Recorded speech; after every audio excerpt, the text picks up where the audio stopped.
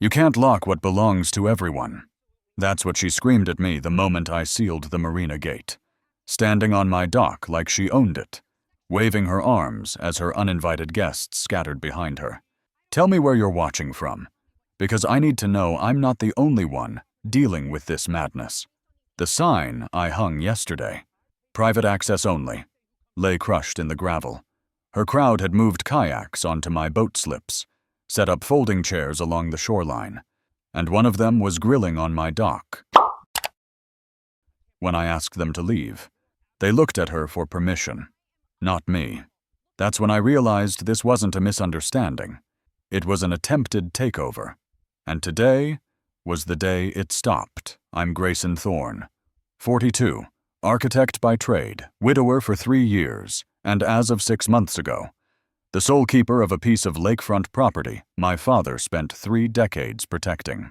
The Thorne family Marina sits on 4/10 of an acre along Lake Norman in North Carolina, a quiet stretch of wooden dock and weathered pilings where my daughter Lily learned to kayak and where I scattered Dad's ashes last spring. It's mine, legally and emotionally, and I wasn't about to let some HOA president with a clipboard and a god complex take it from me. It was a Saturday morning in early November, cold enough that mist clung to the water like a second skin. I'd driven out to check on the dock after a week of rain, and what I found made my blood run hotter than any weather could cool. 15, maybe 20 people I'd never seen before were spread across my property like they were at a county park. Kayaks were tied to the boat slips. Folding chairs lined the shore.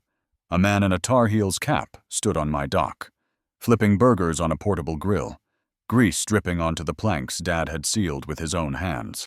I walked up to the nearest group, a family with 2 kids throwing rocks into the water, and kept my voice calm. "Excuse me, this is private property. I'm going to have to ask you to pack up." The woman looked at me like I'd just told her the sky was plaid. "Evelyn said we could use it. It's community access now." I didn't know who Evelyn was yet, but I was about to find out. I'd brought a new padlock that morning, a heavy-duty model from the hardware store, because I had a feeling things were heading this direction. I walked tacit-tas to the gate, the same wrought iron gate my father installed when the neighborhood was still farmland, and threaded the lock through the chain. The click of the shackle snapping shut was the most satisfying sound I'd heard in months. That's when I heard her voice. "You can't lock what belongs to everyone." She came striding across the gravel lot like a lawyer approaching the bench. Mid-50s, white blazer, hair pulled back so tight it could have been a facelift, clipboard tucked under one arm like a weapon.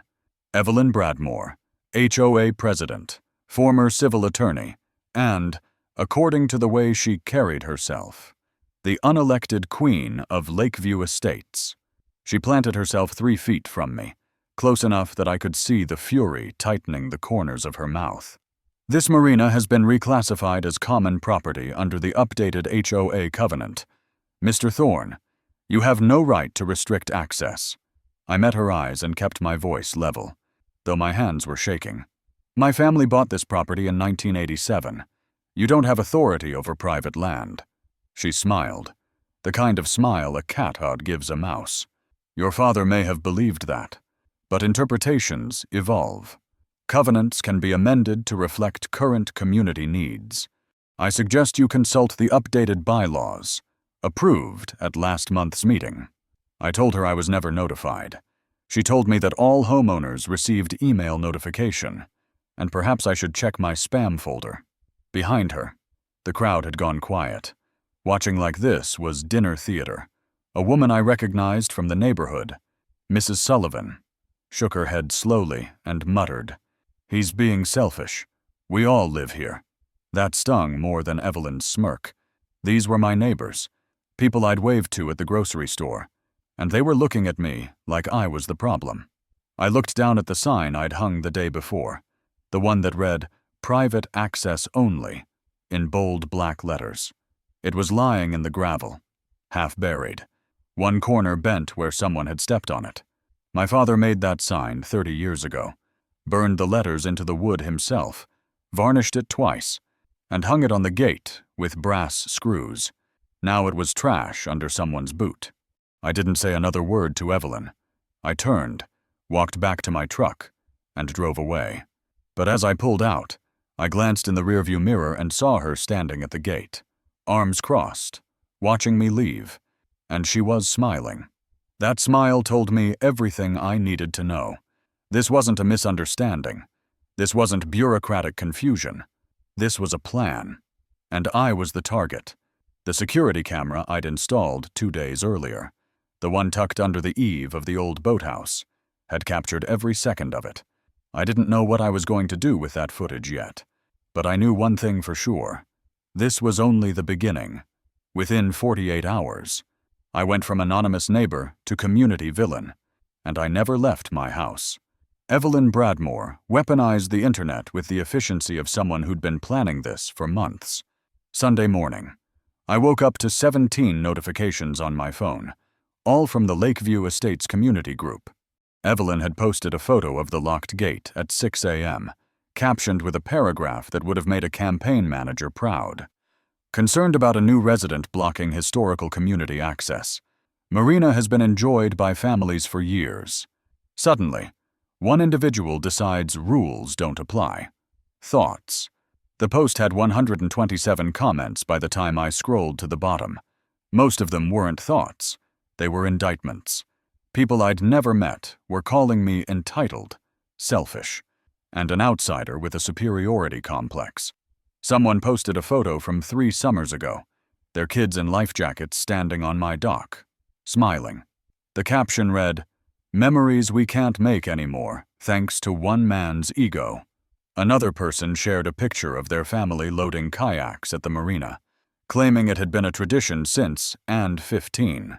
I wanted to comment, to explain, to defend myself, but every instinct told me that would only make it worse. There were a few voices of reason buried in the thread. One person asked, "But doesn't he own it?" The replies came fast. HOA has the right to regulate amenities. Community needs outweigh individual property claims. He should have known what he was signing up for when he moved here. I hadn't moved here. I grew up 20 minutes away. My father bought this land before half these people knew North Carolina existed. But facts didn't matter when the narrative was already written. By Monday afternoon, the attack went official. An email arrived from the HOA board, subject line in all caps, "Violation Notice." The body of the message was clinical and cold, citing Covenant Section 4.7, unauthorized obstruction of common area access point. I was given 72 hours to remove the padlock or face assessment penalties starting at $100, doubling weekly until compliance, plus $850 in accumulated unpaid quarterly assessments I didn't even know existed. Total current liability, $950. The math didn't add up, but the threat was clear. Pay up or lose your house. The private messages started that night. Mrs. Kim, a neighbor I'd always liked, sent me a note that felt like a knife wrapped in kindness. "Grayson, I like you, but you're making this harder than it needs to be. Just share the dock on weekends. Why the drama?" Someone else forwarded me a screenshot from a private chat I wasn't part of. The message read, "He's probably planning to sell it to developers. Classic gentrifier move." I stared at that word, gentrifier, and wanted to laugh. My family had been here longer than the HOA itself. Tuesday morning, my phone rang. Donald Kemp, the family attorney who'd handled my father's estate, sounded tired. "Gray, your dad and I go way back, and I'm telling you this as a friend. This fight is going to cost you $20,000 in legal fees, and you'll still be the neighborhood pariah when it's over. Is a dock worth that?" I sat at the kitchen table, looking out the window toward the lake. The house felt too big, too quiet. Lily was 2,000 miles away at college in Oregon, and I hadn't told her about any of this yet. I didn't want her to think her father was the kind of man who rolled over when someone tried to take what was his, but I also didn't want her to think I was the kind of man who destroyed his own life over principle. I thought about my father's last words to me, 3 days before he died. Don't let them take what's ours, son. Not the land. Not the dignity. He wasn't talking about the HOA. He didn't even know there'd be a fight. But he knew what it meant to stand for something. That night, I checked the security camera footage. Evelyn had come back to the gate with 8 people, all of them holding phones, recording a video. She stood in front of the camera, gestured dramatically at the lock, and said something I couldn't hear. 2 minutes later, the video was online. This is what happens when one person's ego matters more than community. Our kids have been kayaking here since in 15. Now they're locked out. Heartbreaking. The video had 89 shares and 340 reactions, most of them angry faces aimed at me. I closed the laptop and opened a new browser tab. I typed 3 searches. North Carolina property deed disputes. HOA covenant enforcement limits. How to fight back when everyone thinks you're wrong. The results filled the screen, and I started reading. If Evelyn wanted a war, she'd get one, but it wouldn't be fought on social media. It would be fought with facts, and I was about to become very good at finding them. Wednesday morning, I walked into the Mecklenburg County Register of Deeds office with a notebook, a pen, and a very specific mission: find the truth. The building smelled like old paper and floor wax, the kind of government office that hadn't changed its decor since the 90s. Behind the counter sat Mrs. Patricia Hayes, a woman who looked like she'd been filing property records since before I was born. I told her what I needed. She gave me a look that said she'd seen this movie before, then disappeared into the back room. 10 minutes later, she returned with a folder thick enough to stop a door. Original deed, recorded August 14th, 1987, she said, sliding it across the counter. Thorne Family Marina, LLC, 4/10 of an acre, waterfront with pier rights. I opened the folder, and there it was. My father's signature in blue ink, the county stamp pressed into the paper like a brand. The legal description ran for half a page: meets and bounds, bearings and distances, 180 feet of shoreline, and a wooden dock structure, described down to the last post. Mrs. Hayes tapped the plat map clipped to the inside cover. See this shaded area? That's your property. See this area marked common? She pointed to a different section, nowhere near my dock. That's the HOA stuff. Pool, tennis courts, the little beach access down at Lot 47. Your marina isn't part of it. Never was. I asked her if there was any way the HOA could have claimed it later, some kind of easement or transfer. She shook her head. Not without your family's signature and a new recorded document. And I don't see one. This deed is clean. No encumbrances. No easements granted to anybody. You own it outright. Honey. I thanked her, paid for copies, and walked out with a 3-inch stack of paper that felt like ammunition. Next stop, the HOA office. I'd requested a copy of the updated covenants Evelyn kept mentioning, and to my surprise, they'd actually sent it. I sat in my truck in the parking lot and read Section 4.7. All waterfront access points within Lakeview Estates boundaries shall be considered common amenities for use by homeowners in good standing, subject to board regulation. It sounded official. It sounded legal. It sounded like something that could win an argument at a neighborhood meeting, but it wasn't in the original covenants. I pulled out the copy of the original CCNRs from 1994, the year the HOA was established. The language was crystal clear. Common areas are defined as pool facility, tennis courts, playground, and designated beach access at Lot 47. Private deeded properties remain under individual ownership. There it was. My marina wasn't mentioned because it wasn't part of the deal. Section 4.7 was an addition, something Evelyn had slipped in later and called an update. I started digging into North Carolina law. And this is where it got interesting. According to North Carolina General Statute 47F-2-117, any amendment that affected individual property rights required 3 things. First, a certified mail notification to every affected owner. Second, a vote of at least 67% of all homeowners, not just the ones who showed up. Third, The amendment had to be recorded with the county to be legally enforceable. I checked the county records again. Nothing. No amended covenants. No recorded changes. Evelyn's Section 4.7 didn't exist in any legal sense that mattered. I went back to the meeting minutes she'd referenced, the one from October where this amendment was supposedly approved. 12 people out of 68 homeowners had attended. There was no agenda item for a covenant change. There was no vote recorded.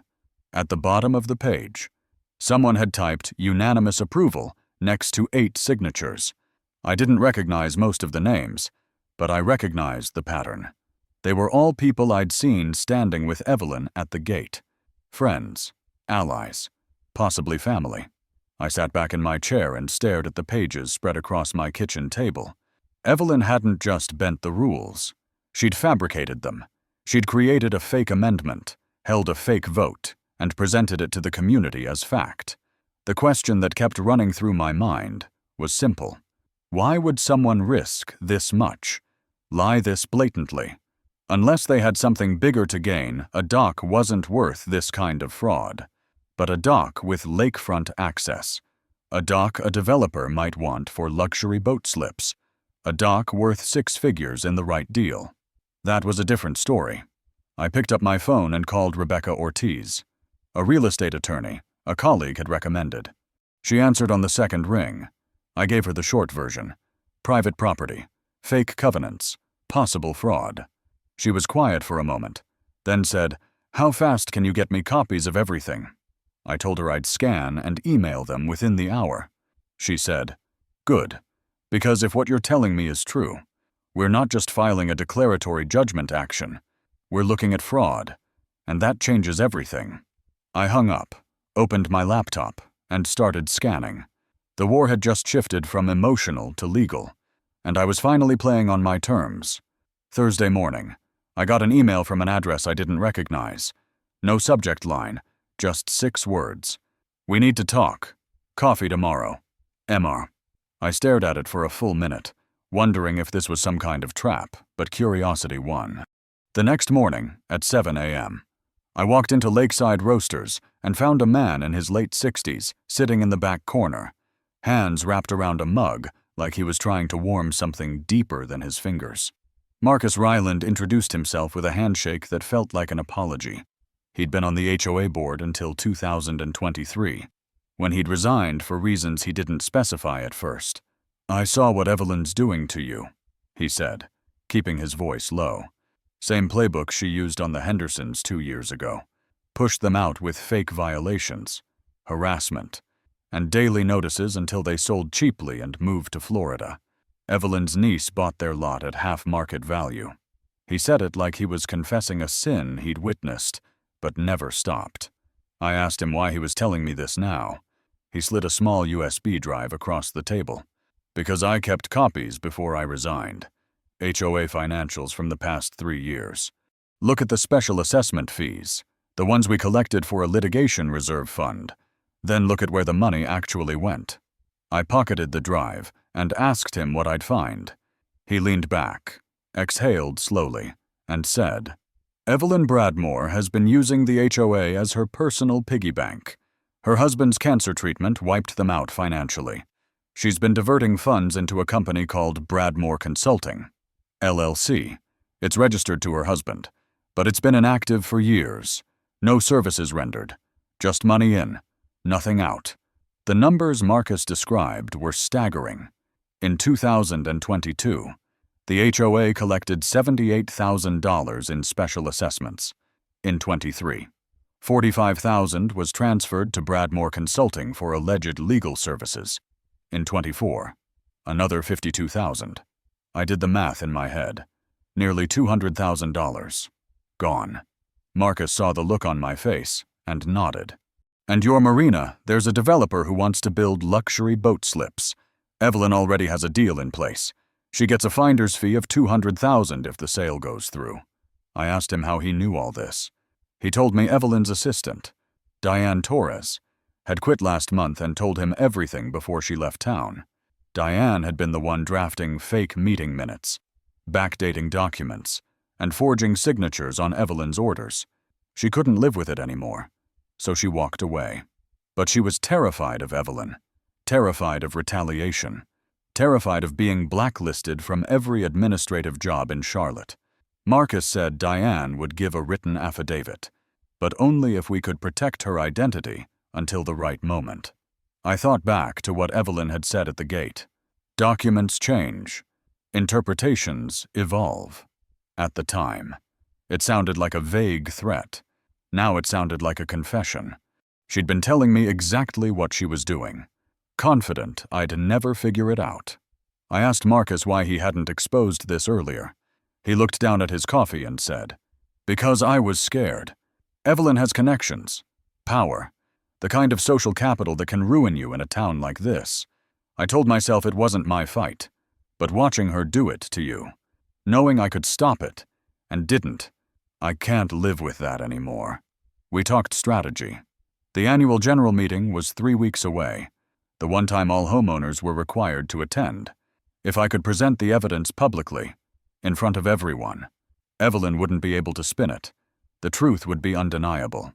Marcus agreed to help, to stand with me when the time came. As I left the coffee shop, I felt something I hadn't felt in weeks. Hope. That night, I found an envelope on my doorstep. No return address, no postage, just my name written in block letters. Inside was a printed photo of my daughter Lily, pulled from her social media profile, smiling in her college sweatshirt. Across the bottom, someone had written in red pen, "Litigation is expensive and dangerous. Think about what matters most." My hands shook as I called the police. Officer Daniels came out, took the envelope, and documented everything. He was sympathetic, but honest, without proof of who sent it or an explicit threat. "We can't pursue charges or issue a protective order. Keep your security cameras running and let us know if anything else happens." I thanked him and closed the door. I stood in my hallway, staring at the photo, and made a decision. Evelyn wanted me to be afraid. She wanted me to back down. But all she'd done was show me how desperate she was. And desperate people make mistakes. I was going to make sure her next mistake was her last. Evelyn didn't wait for me to make the next move. She escalated with the precision of someone who'd done this before. And within a week, my life started falling apart in ways I hadn't anticipated. Monday afternoon, I received a certified letter from the HOA. They'd filed a lien against my house. $950, the letter claimed, for unpaid quarterly assessments of $850, plus a violation penalty of $100. But here's where it got worse. The letter stated that penalties would double each week of non-compliance, and failure to satisfy the lien could result in foreclosure proceedings under North Carolina General Statute 47 F-3-116. They were threatening to take my house over a padlock. Tuesday, a cease and desist letter arrived from a law firm in Charlotte, one of the big ones with marble lobbies and partner names that take up 3 lines.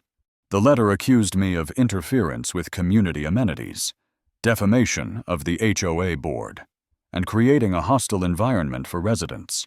It demanded I remove the lock, issue a public apology, and cease making baseless accusations about financial misconduct. The language was designed to intimidate, and it worked. I read it 3 times, each time feeling smaller. Wednesday brought the board's emergency meeting, and I wasn't invited.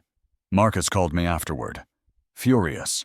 They'd voted 4-1 to suspend my voting rights pending resolution of the covenant dispute. Marcus had been brought back temporarily to fill a vacant seat, and he was the only vote against. Evelyn framed it as a matter of community safety.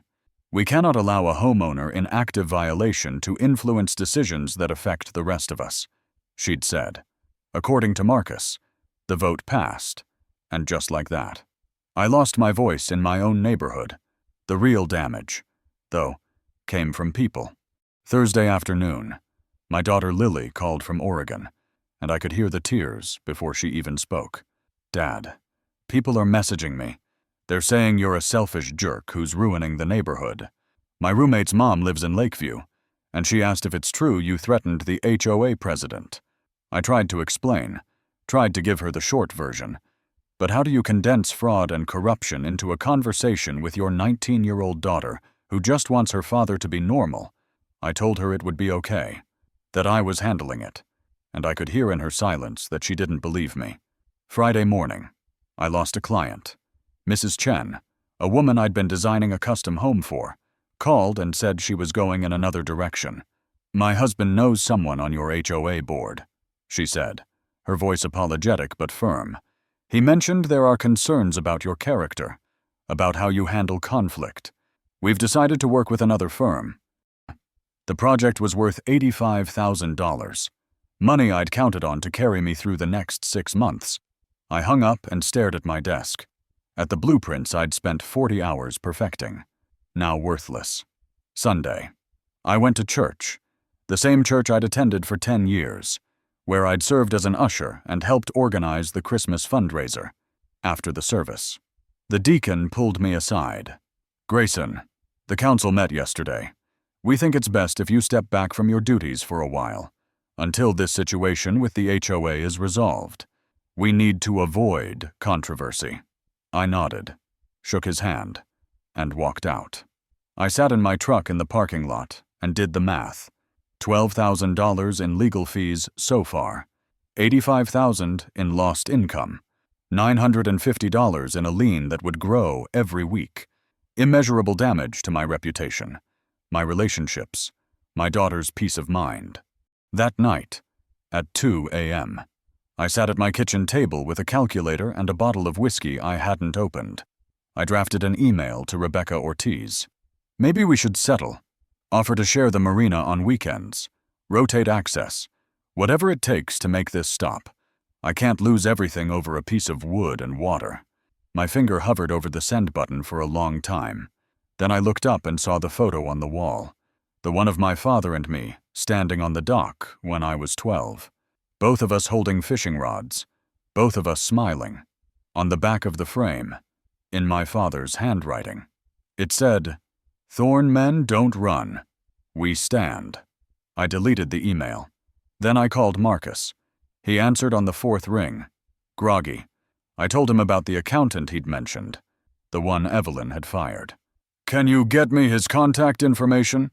Marcus was quiet, then said, "He'll talk, but only if there's an immunity deal with the district attorney. He's got copies of invoices showing the kickbacks, the vendor contracts, all of it, but he's scared." I told Marcus to set up the meeting. We had 3 weeks until the annual general meeting. 3 weeks to build a case so airtight that Evelyn couldn't lie her way out of it. I hung up and opened my laptop. I started a new folder.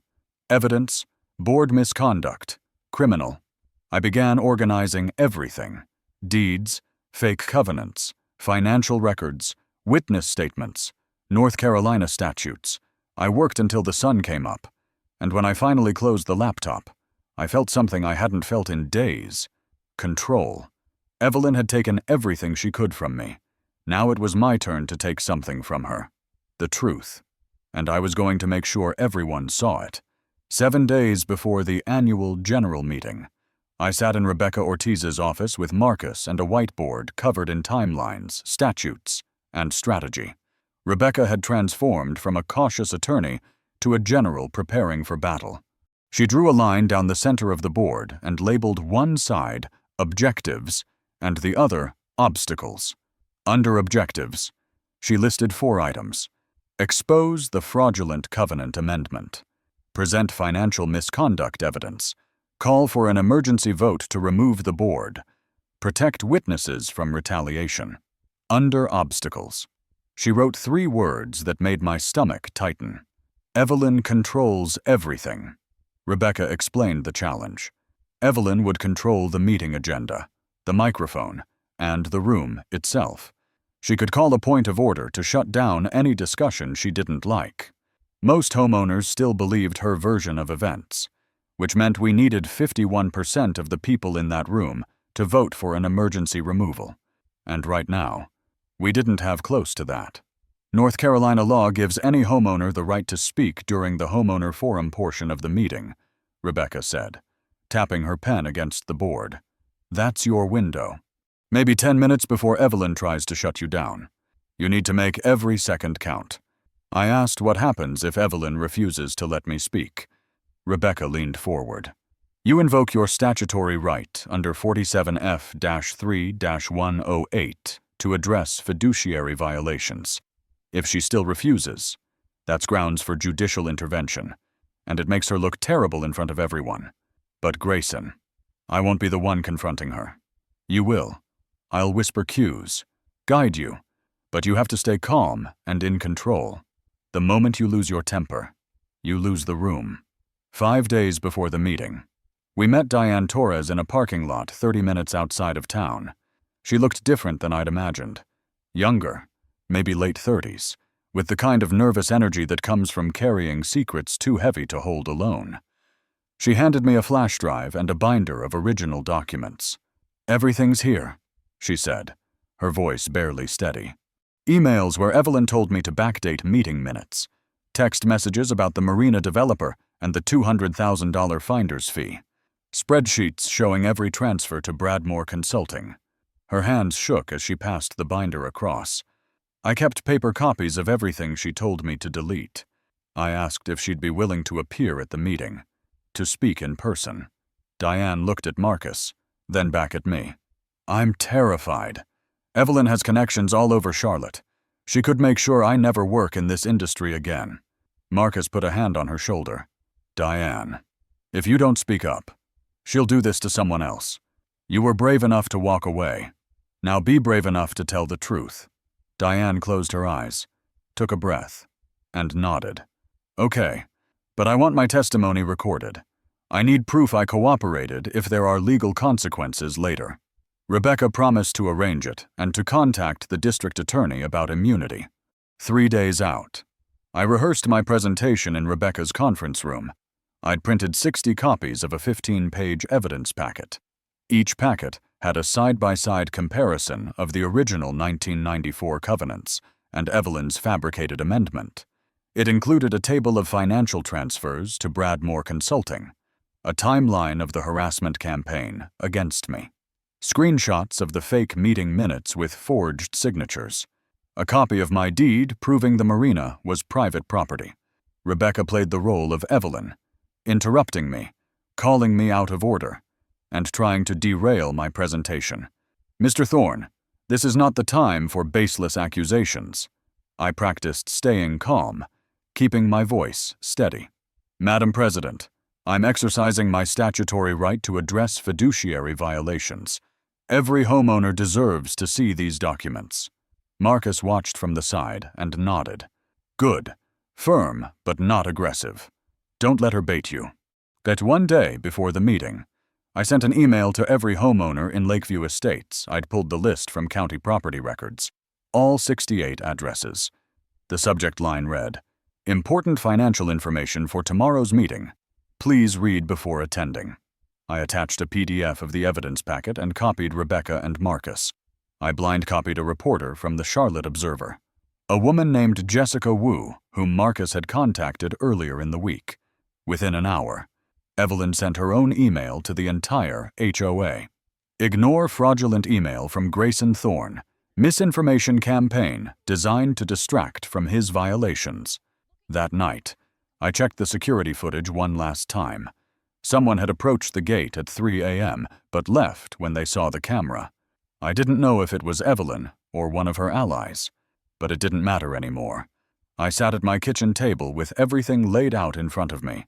The war binder with color-coded tabs, the flash drive backup, my list of talking points, a digital recorder, a highlighted copy of the North Carolina Planned Community Act. I called Lily on video.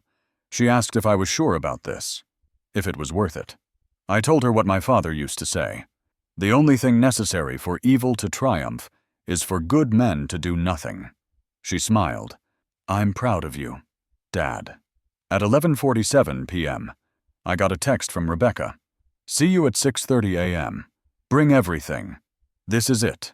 I replied with one word. Ready. 6:45 a.m. And the Lakeview Estates clubhouse was already buzzing. The main conference room could hold 100 people, but 55 homeowners had checked in, A record turnout. Everyone wanted to see the villain get what he deserved. They just didn't know yet that the villain wasn't me. Rebecca, Marcus, and I arrived early and set up in silence. Laptop to projector. 60 evidence packets are stacked at the back. Rebecca's paralegal positioned a phone on a tripod, live streaming to a private link. I placed a digital recorder on the table. North Carolina is a one-party consent state. I could record every word legally. Evelyn arrived at 7:10. The moment she saw our setup, her face went pale, then red. She walked straight to Rebecca. "What is this? We didn't approve any presentations." Rebecca's voice was calm, professional. North Carolina statute allows any homeowner to present materials during the homeowner forum. This is within Mr. Thorne's rights. Evelyn's jaw tightened. She took her place at the front table, gavel in hand. At 7:30 exactly, Evelyn struck the gavel. The Lakeview Estates Annual General Meeting is now in session. First order, financial report. She moved through numbers that sounded impressive, but meant nothing. Revenue, expenses, and reserves, all delivered in percentages and generalities. When Mr. Patterson asked about the litigation reserve fund, Evelyn's answer was smooth. Maintained for potential liabilities. Next question. No details, no transparency. By 8:05. We'd reached the homeowner forum. Evelyn scanned the room. We now open the floor for homeowner comments. Keep remarks brief and relevant. I stood. The room went silent. Evelyn's smile was thin. Mr. Thorne. I kept my voice level. Madam President, I'd like to address the Marina access dispute and present evidence of covenant fraud and financial misconduct. The room erupted in murmurs. Evelyn's smile disappeared. Mr. Thorne, your property dispute is not appropriate for this forum. This is a personal matter. I glanced at Rebecca. She nodded. With respect, this concerns everyone here. I have proof that the covenant amendment you cited is fraudulent, and that HOA funds have been misappropriated. Evelyn stood, voice rising. That is a serious accusation, and I will not tolerate defamation in this meeting. Mrs. Sullivan, a longtime resident and Evelyn's ally, stood from the third row. Evelyn has served this community for 12 years.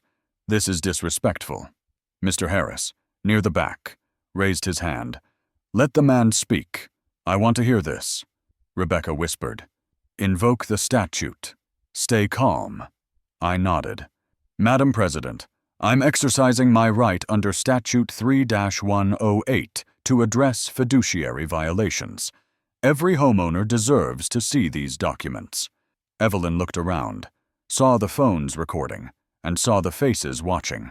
She sat down slowly. Fine. 5 minutes. Mr. Thorne, facts only. I turned on the projector. The first slide appeared. Thorne Marina. Evidence of private ownership. I kept my voice steady. In 1987, my father purchased 4/10 of an acre of waterfront property with a recorded deed filed with Mecklenburg County. The slide showed the original deed. County stamp clear. This property has never been transferred to HOA common areas. The original CC&Rs from '94 explicitly excluded pre-existing private properties. Next slide. Side-by-side comparison. Original covenant on the left, Evelyn's version on the right. Last month, the board claimed a covenant amendment reclassified my marina as common property, but this amendment was never recorded at the county, never voted on by the required supermajority, and the meeting minutes supporting it are fabricated. I clicked to the next slide. Meeting minutes from October. 8 signatures at the bottom. I contacted 6 of these signers. 4 never attended that meeting. 2 don't even live in Lakeview anymore.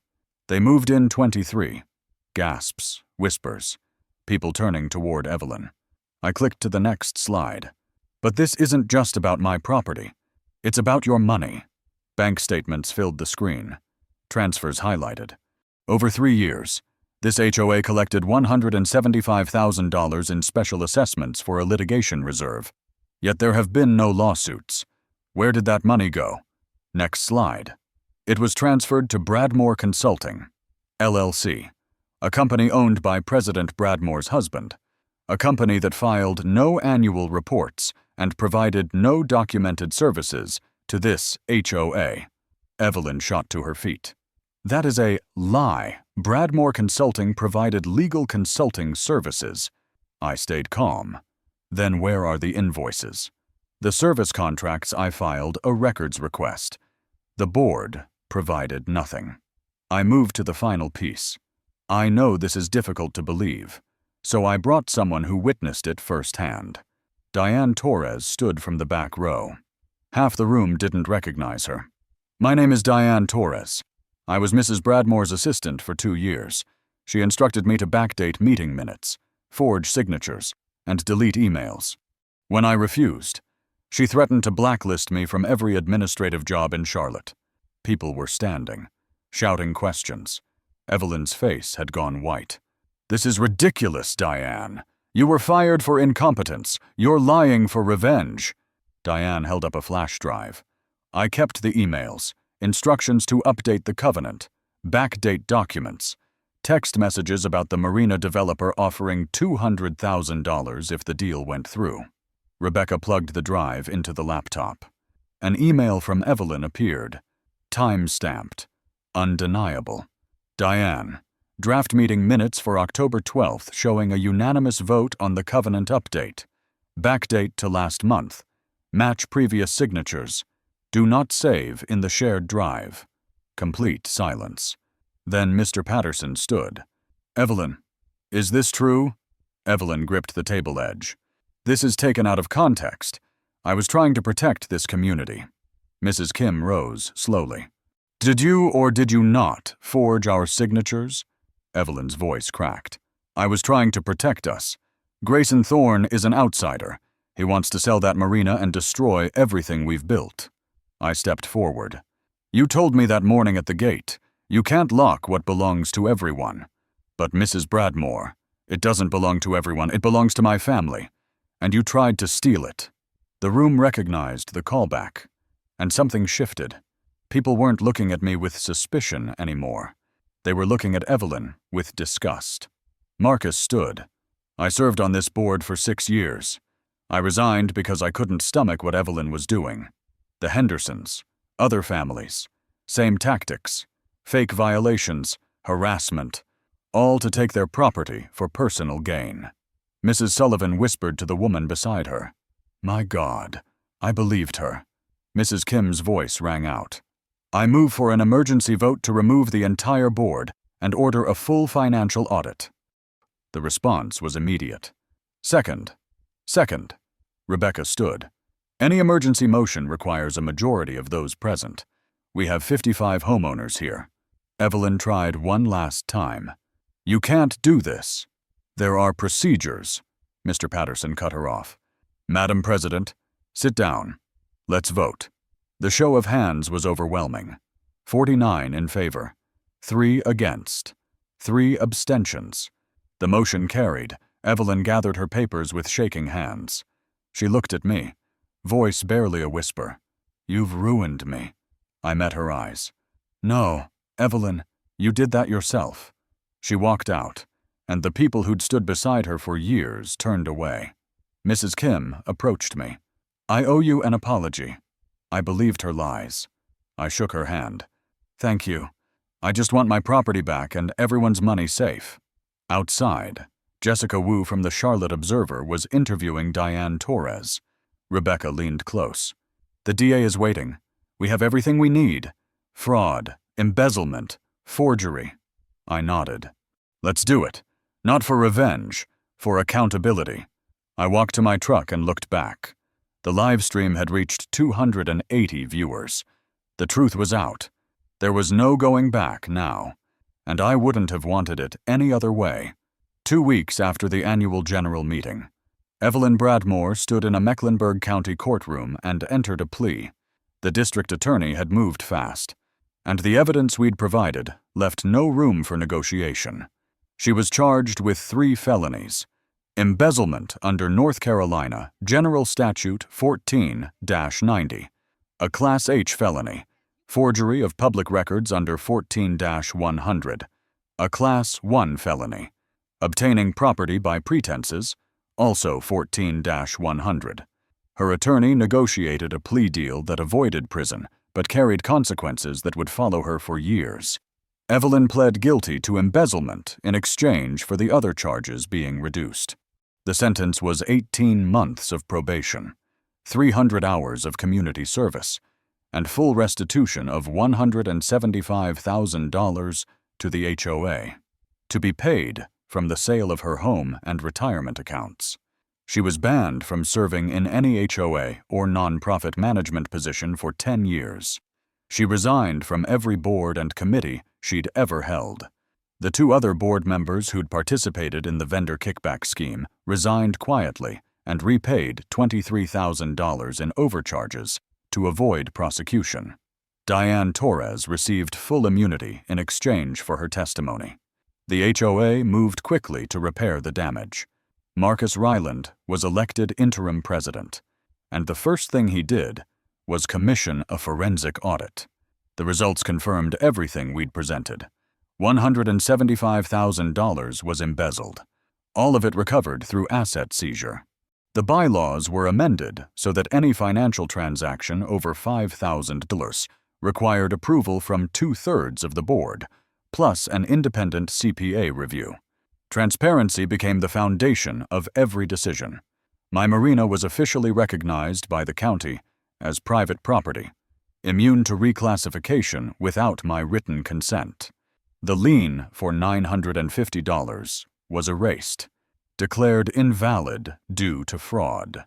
The HOA sent me a formal letter of apology, signed by Marcus and the new board.